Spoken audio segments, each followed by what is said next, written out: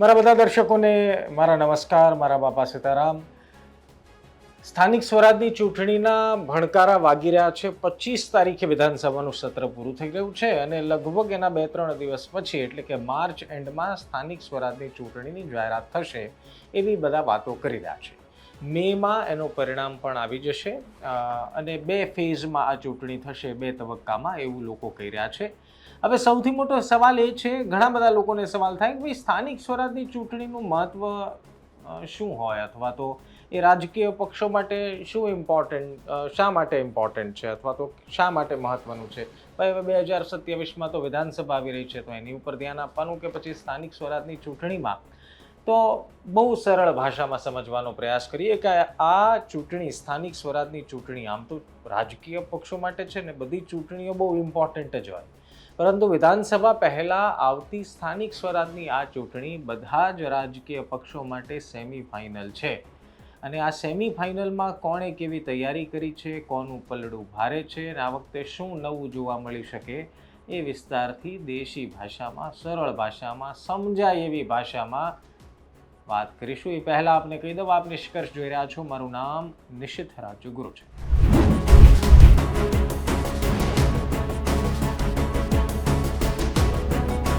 ભાઈ સ્થાનિક સ્વરાજ્યની ચૂંટણીમાં આમ સીધી રીતે કહો તો વ્યક્તિ ઊભો રહેતો હોય છે, પરંતુ એ પક્ષ સમર્થિત વ્યક્તિ હોય એટલે આપણે એવું માનીએ કે ભાઈ રાજકીય પક્ષો સીધી રીતે મેદાનમાં છે. 2021ના પરિણામ પર નજર નાખીએ તો 21માં એટલું બધું થઈ ગયું કે હવે 26માં આ જ્યારે સ્થાનિક સ્વરાજની ચૂંટણી માથે છે ત્યારે તમારે 21ના પિક્ચરને થોડું યાદ કરી લેવું જોઈએ. 2021માં સ્થાનિક સ્વરાજ્યની ચૂંટણીમાં તમામ મહાનગરપાલિકાઓ, મોટાભાગની તમામ જિલ્લા પંચાયતો, મોટાભાગની નગરપાલિકાઓ, તાલુકા પંચાયત, એમાં ભારતીય જનતા પાર્ટીએ ક્લીન સ્વીપ મારી હતી. અને કોંગ્રેસની ત્યારે ચર્ચા એવી થતી હતી કે કોંગ્રેસ હવે પતનના આરે છે. 2021ના પરિણામોએ કોંગ્રેસને એ વિચારવા મજબૂર કરી દીધું કે શું હકીકતમાં આપણે એ જ કોંગ્રેસ છીએ જે વર્ષો સુધી ગુજરાતમાં શાસન પર હતું. અને જોવાની ખૂબી એ છે કે 2015માં થયેલા એ પહેલાંના સ્થાનિક સ્વરાજ્યની ચૂંટણીમાં કોંગ્રેસના પરિણામ ખૂબ સારા હતા, પરંતુ 21 આવતા પરિણામો લગભગ 0 સુધી પહોંચી ગયા. 2021માં તો સ્થિતિ એ હતી કે ભારતીય જનતા પાર્ટીએ જે ચૂંટણી એ સમયે લડી એમાં તમામ જગ્યાએ 100% આવ્યું. એટલે કે 2019માં પણ તમામ સાંસદો ભારતીય જનતા પાર્ટીના હતા અને પછી મહાનગરપાલિકા અને જિલ્લા પંચાયતમાં પણ 100% પરિણામ 2021માં મળ્યું હતું. 2024માં ગેનીબેન એક સીટ જીત્યા એટલે ભાજપની હેટ્રિકવાળી સીન ખતમ થઈ ગયો. પરંતુ હવે એ ધ્યાનમાં રાખવું અથવા તો એ જોવા જેવું છે, સમજવા જેવું છે 2021 પછી 22માં શું થયું. માધવસિંહ સોલંકીનો જે રેકોર્ડ હતો વિધાનસભા સીટ જીતવાનો 149-150 બેઠકનો, એ 2022માં તૂટ્યો. ક્યારે? 2021ના સ્થાનિક સ્વરાજ્યના પરિણામ બાદ વિજય રૂપાણીના શાસનમાં 2021માં વિજય રૂપાણીના શાસનમાં જે કમાલ કરી સ્થાનિક સ્વરાજ્યની ચૂંટણીમાં, ને બાદ 2022માં ભૂપેન્દ્ર પટેલની સરકારમાં ન માત્ર નરેન્દ્ર મોદીનો પરંતુ વર્ષો જૂનો માધવસિંહ સોલંકીનો રેકોર્ડ પણ ભારતીય જનતા પાર્ટીએ તોડ્યો અને 156 બેઠકો જીતી લીધી. એટલે એના પરથી એ સમજો કે 2021માં જે ભારતીય જનતા પાર્ટીએ મેળવેલું પરિણામ હતું એની ઇમ્પેક્ટ 2022માં આવી કેટલી, વોટ શેરમાં કેટલો ફરક પડ્યો.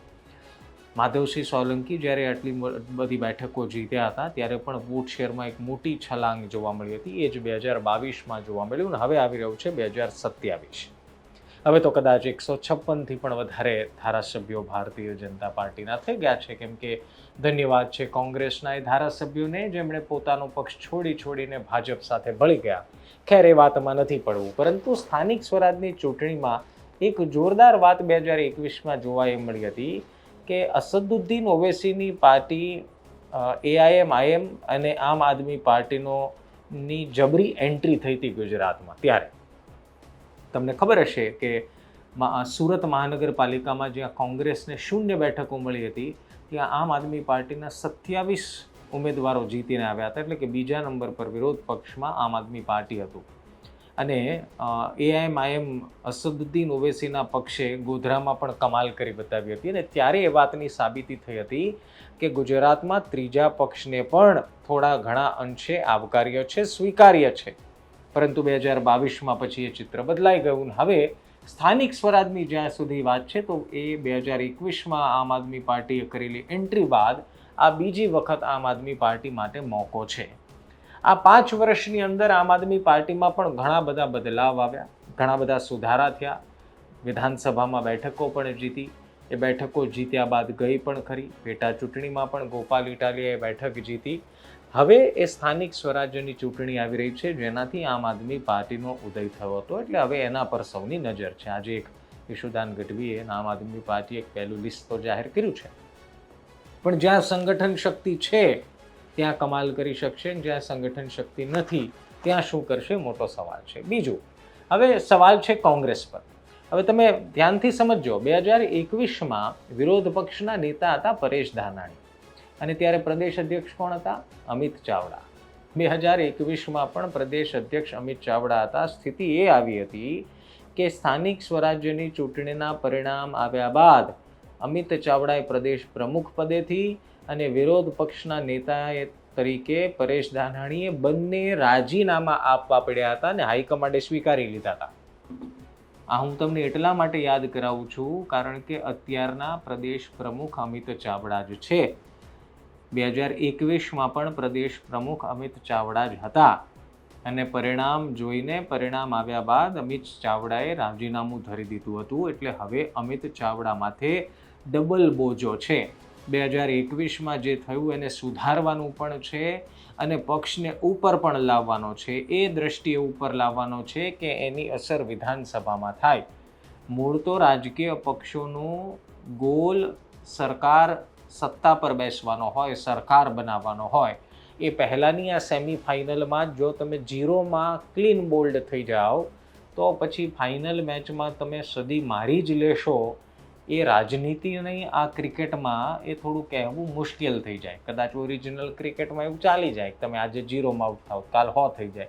પરંતુ આ રાજકીય રમતમાં એ આંકવું ખૂબ મુશ્કેલ થઈ જાય. લોકો એવી વાત કરવા મળે કે આ તો આઉટ ઓફ ફોર્મ છે, એટલે હવે આમને ફાઇનલમાં લેવા કે નહીં એ મોટો સવાલ થઈ જાય. એટલે સ્થાનિક સ્વરાજ્યની ચૂંટણીનું પરિણામ હવે સીધી રીતે જુઓ તો સ્થાનિક સ્વરાજ્યમાં આવતી ગ્રામ પંચાયત, તાલુકા પંચાયત, નગરપાલિકા, મહાનગરપાલિકાને સીધી રીતે કોઈ વિધાનસભા સાથે લેવા દેવા નથી, સીધી રીતે, પરંતુ આડકતરી રીતે એને જ લેવા દેવા છે.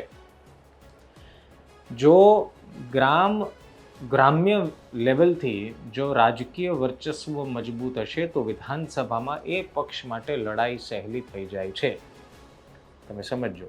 એટલા માટે જ સ્થાનિક સ્વરાજ્યની ચૂંટણીમાં તમામ રાજકીય પક્ષો ઊંડાણપૂર્વક કમર કસે છે. જે વિધાનસભામાં, લોકસભામાં તમને નરી આંખે દેખાય એવું દેખાય ભલે નહીં, પરંતુ રાજકીય પક્ષો માટે આ ખૂબ શાકનો સવાલ છે.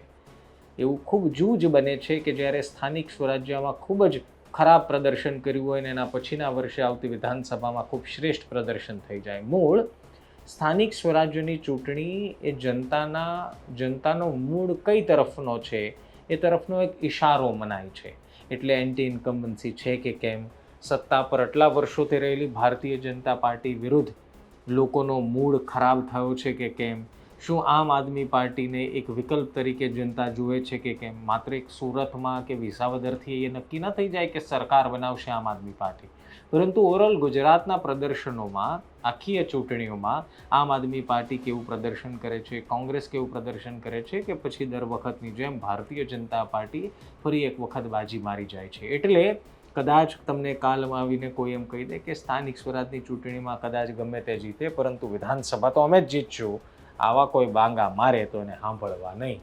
રાહ જોવાની છે કે સ્થાનિક સ્વરાજ્યની ચૂંટણીમાં જે પક્ષો અત્યારથી બળ કરે છે, તનતોડ મહેનત કરે છે, એવું ફળ મળે છે કે કેમ. પ્રેશર ઈશુદાન ગઢવી ઉપર છે, પ્રેશર જગદીશ વિશ્વકર્મા ઉપર પણ છે અને પ્રેશર અમિત ચાવડા પર ડબલ છે. કારણ કે એમના જ કાર્યકાળમાં, પ્રદેશ અધ્યક્ષના કાર્યકાળમાં 21નું પરિણામ કોંગ્રેસ ભોગવી પણ ચૂકી છે ને જોઈ પણ ચૂકી છે.